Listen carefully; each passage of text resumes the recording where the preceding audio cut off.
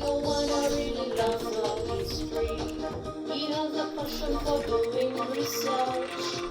And he shares all this history with you so that you can make informed choices. Banange, have you subscribed to OwanaPaedia? I don't know what you are waiting for. And he shares all this history with you so that you can make informed choices. Tell me, how did you qualify to be the PPS of a Prime Minister of a very young country?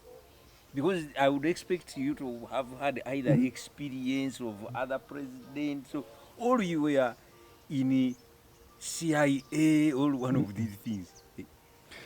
Well, it's one of those things I really are difficult. Were you a commando? No. A lot of things work themselves. I happened to be an old boy of Busoga College Mwiri. Okay.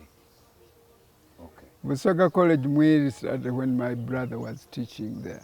DJ Kenaveta, our elder brother, Yes. was among the teachers. And Milton Obote was also an old student. And he was with some of the prominent students there. At the time, former Chief Justice KYEMBA'S, Engineer Kusoka, first African town clerk in Jinja Busoga was the first black town clerk here. We had people like Kaduyu, who was later town clerk, Kampala. I heard of that one. Yes. He died in a very accident. That's right. He had quite a number of prominent Busoga as well. Kapere and others who were with him. But for me personally, the most important thing was that I wasn't at Mwiri for a start, but my brother was there. DJ was there, and during most of my free time, holidays, I would be there before I joined Mwiri as a student. I was mainly with my other brother, Katagwa, who was a teacher from Wallace College. And I used to travel around wherever I was posted. Okay. In Busoga, I was in Gadumire, I was in Namutumba, I was in Masesa, I was in Busesa. But for the other times I was with my brother at Mwiri, and interacting with the men of these, watching all these big students, of Milton Obote and others. But I was a young boy. Now, from Mwiri I went to Makerere. Yes. And by then, of course, it was who has managed to go, who is gone. I went alone.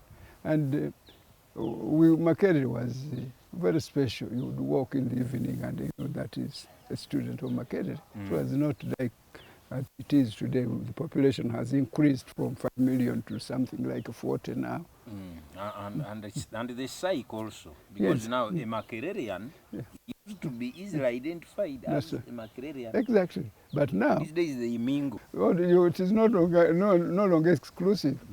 So after that, by then we were approaching independence, and we had people like Samba Ingana who were with us in Mwiri as well, and good colleagues of ours. I got to know many students who were there before me or during my time and after me, including the Prime Minister Hakana Rugunda and all of these other just Kanyehamba. They are all honorable members of the old Mwiri club. So these are the people with whom we are interacting or got to know each other from various fields. Now, when I came to my graduation in 1962, I want to become a district officer. Basically because I thought it was a security of tenure of office. A moment. Is district officer what would be RDC now? It is the RDC now. Ah, okay. I want to become a district officer or RDC. But to become an RDC, you are bound to be posted up country. I had people like Paul Etiang and Dr. Heisenberg, was doctor, he didn't go to medicine, but Vyamugisha and quite a number of others. They were posted to various stations. We were interviewed by the last colonial head of civil service, CPS Allen, before Frank Kalimuzo took over, late after independence. He interviewed us at Makerere, and he asked us where we wanted to be posted. I said, I want to be posted to Kabale, was my first choice, because it was so beautiful. I went there early and I could see the beauty of that place. They used to call it the New Zealand. No, I really I fell in love with it first, and eventually got to know many of the people from there, my closest friends.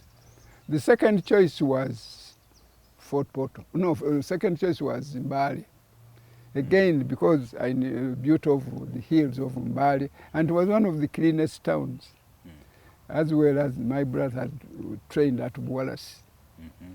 Little did I know that eventually we end up with marriage connections with Mbale as well as other places.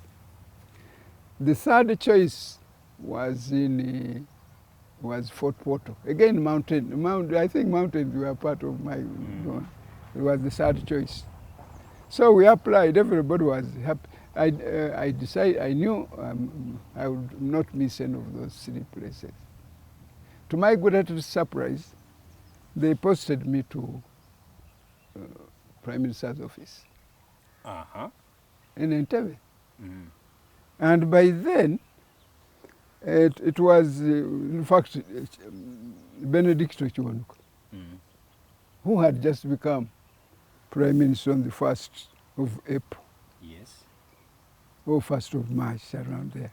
So that one was your first boss? He was my first boss. But and you were not necessarily a DP? No, because my brother had been a DP in DJ Kenabet. In fact, me, I was a DP, but my sympathies at the time were actually with UPC. But this didn't matter because me, I wasn't going in for politics. Yes. And for you to go into civil service then, you were decided. I didn't want to get involved in politics. Somehow I knew it was not a thing that I would like to live with. So I went to the Prime Minister's office, but before then, when you graduated, you had to go to Nsamizi for training to teach you how to do this, use this etiquette, you know, those things. And we spent a month there and also to get a bit of the law, to learn some law, or good knowledge. Because you normally go for a judge of some kind as a district commissioner. So I went there along with other new RDCs or DCs who were appointed for about 3 weeks. When I came back on the 1st of April to start work, Benedict was the Prime Minister.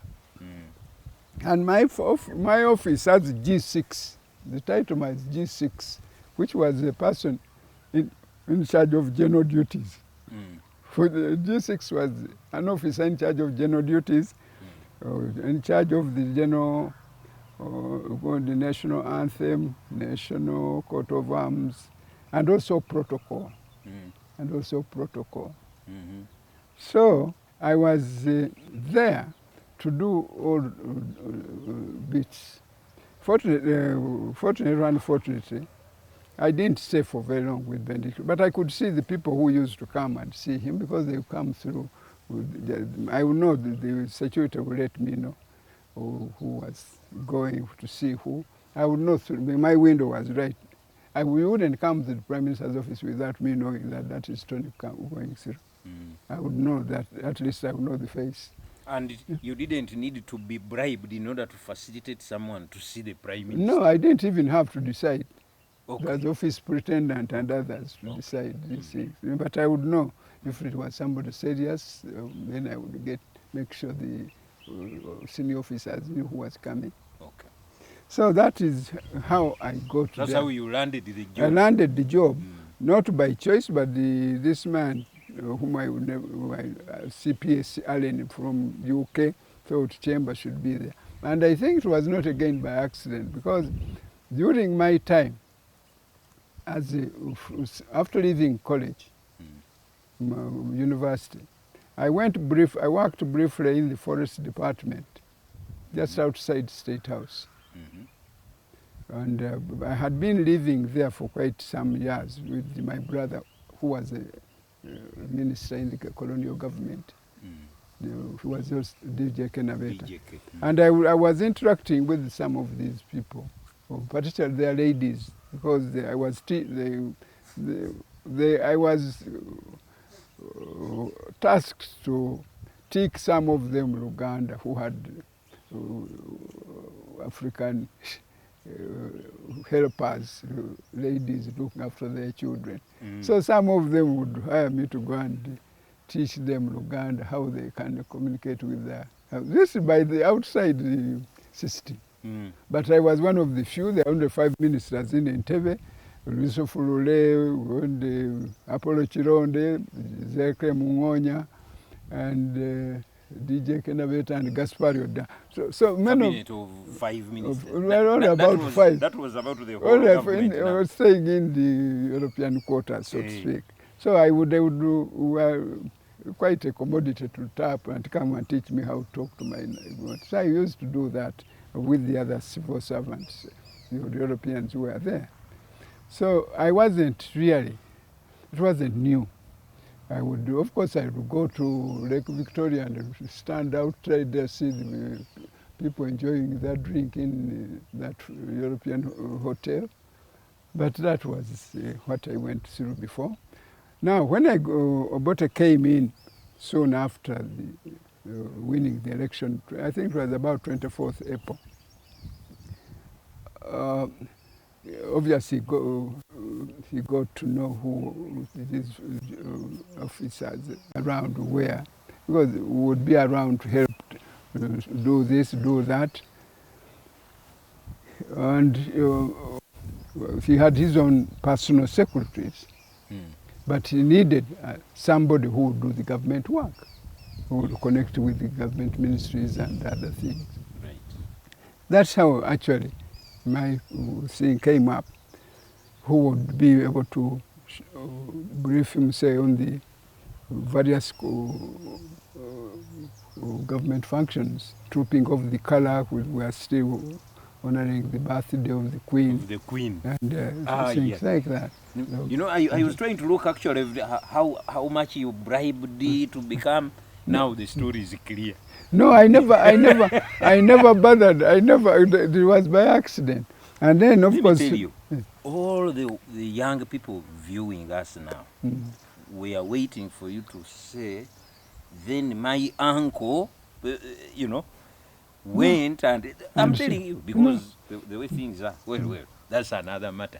As a G6, I would therefore have direct relationship with the Obote's functions. Okay. Wherever he was going, as my G6 and the president. He would, while he was also getting adjusted to the people around him, he knew that, when this Kyemba will know what is happening there. So that even when he went to the first trooping of the color on the Queen's birthday in Entebbe, I had to travel with him in the car to go take him to the landing and say, this way you get out. That was now your first time? That was the first time when, in June. April, May, June, almost 2 months afterwards. That's some of the photographs you see me with him in the car to a function. That's how it started. This wasn't my plan, but he knew whom was traveling with him, and I got to know some of his bodyguards, some of them, and it was nice because I got to know Acholi region quite well and Uganda quite well. Yeah, now you are acquitted on all charges of corruption in that direction. Thank you. Well, thank you very much. As Principal Private Secretary to President Obote, Henry Kisajja really enjoyed himself. If it was not aboard a plane with the president, touring various parts of Uganda or even going abroad,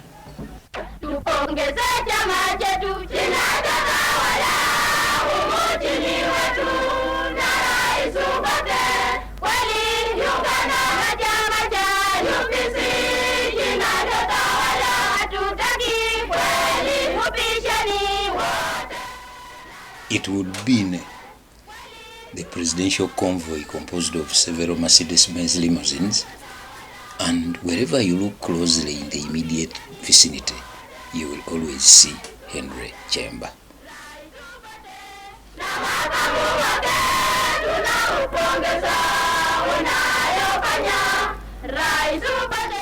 Tony Owana really loves all history. He has a passion for doing research, and he shares all this history with you so that you can make informed choices. Banange, have you subscribed to OwanaPaedia? I don't know what you are waiting for. And he shares all this history with you so that you can make informed choices. Politics, work and work without charity to ordinary people would have made Henry Kisajja a very, very dull man indeed. That is what our Sarah Kisajja found out when we traveled together to Jinja and engaged the old gentleman in a one-on-one on what Rotary actually is. The main title is Rotarians. Rotarians were for the art club as such, where the adults met and led the organization. But it was realized that in an organization, unless you prepare for people who are taking over from you, you might as well write a will that it will be extinct. So we made sure, at least our earlier members, made sure that there were arrangements to have Rotractors, young men who had the energy to even to run the projects of the Rotarians, to prepare themselves to take over. Preparing a person to take over is a normal thing. So that one became a very strong point for Rotary and Rotarians. Then again they went further. They said, no, we need to tap on the younger still who are in schools so that they grow up knowing that you grow up to serve, not to be served.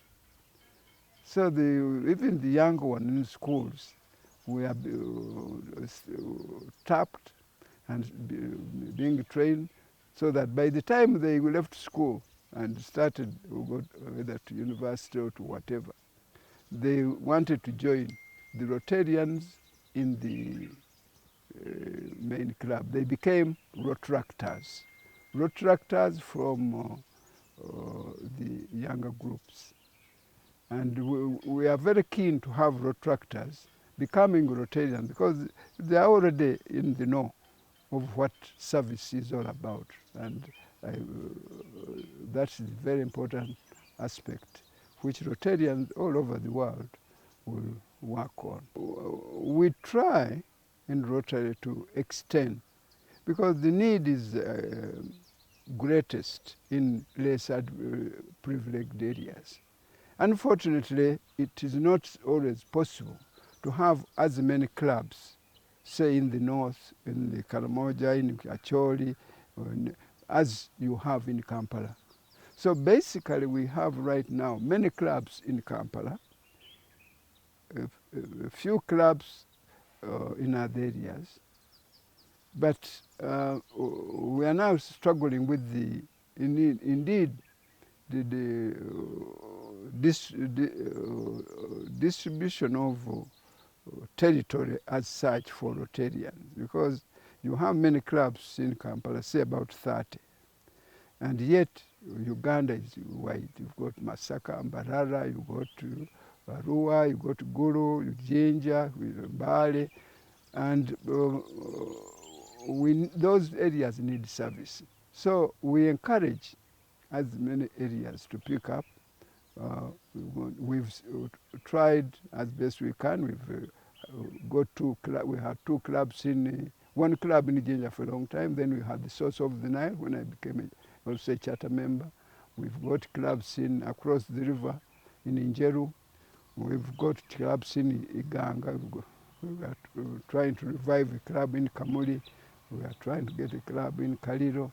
And these are all potential areas. Even in Jinja, there is room for another one or two clubs.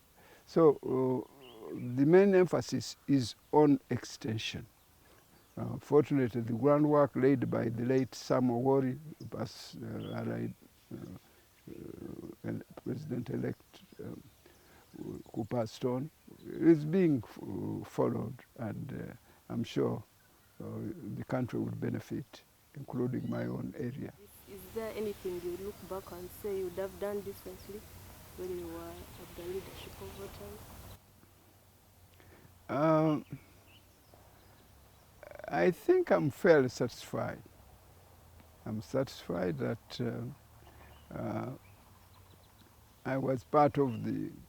I did part of the groundwork that has made it possible for Uganda to be so well known in Rotary.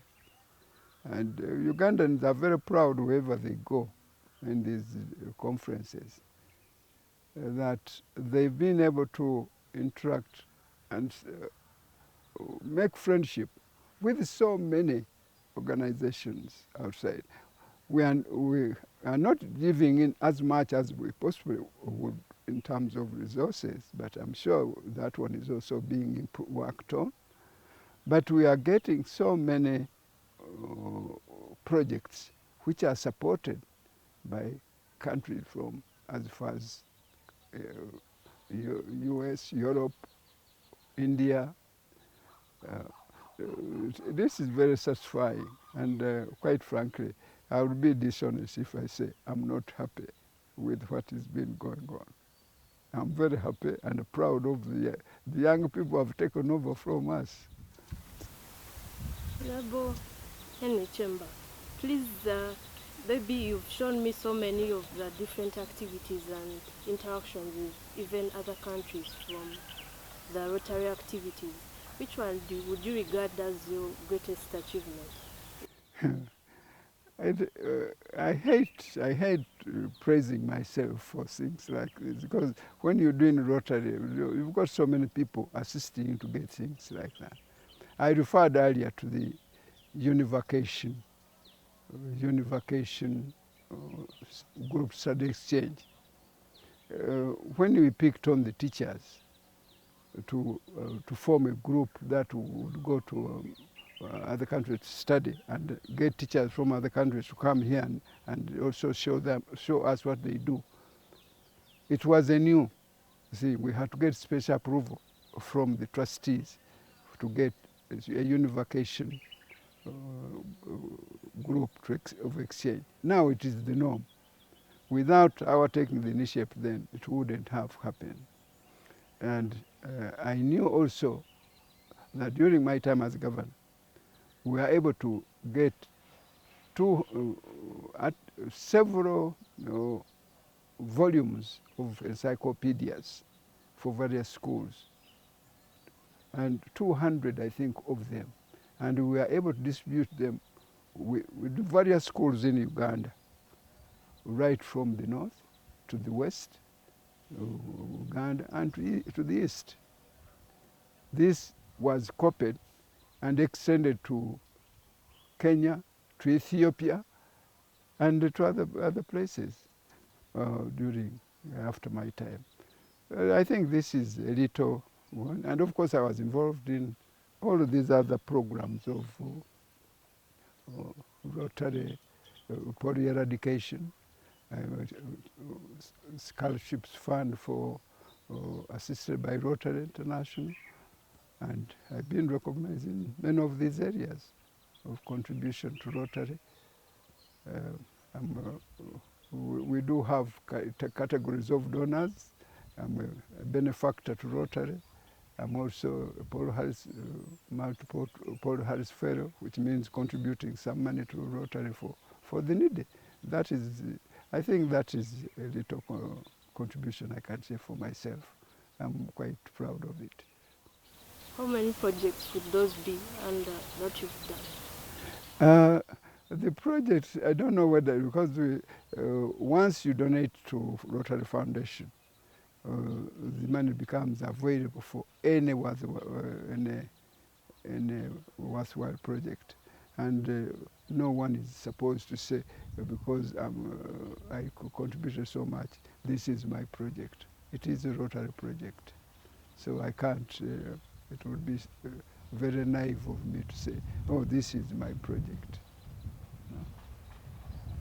Any word of advice to the youth, since now you've said it's mostly the youth that are taking up the leadership for Rotary? My greatest pleasure would be to see you, Sarah. You, I think, my granddaughter. You are a representative of the youth. The more I see more of you in the activities that we've known are very valuable to the country, that will be the only prize I want from you. Nothing else. And the future of any country is on the youth. If we can guide them to do the right things, to assist the country to move forward, then I don't think I would be very greedy if I asked anything else. We want you to enjoy your life as we have done. I have no regrets. We've had ups and downs. I've had to live in exile and have come back, resolving that I'll never get into politics. But then things changed and I said, well, I can't refuse to serve for some time. But I'm quite happy. I stay here. You can see we're enjoying our shade here. And I hope you're also enjoying the interview. Thank you very much. That is Rotarian Henry Kisajja Kyemba for you. OwanaPaedia for history. OwanaPaedia OwanaPaedia, Owana for history. If we go, OwanaPaedia. Banange, have you subscribed to OwanaPaedia? I don't know what you are waiting for. OwanaPaedia, Owana for history.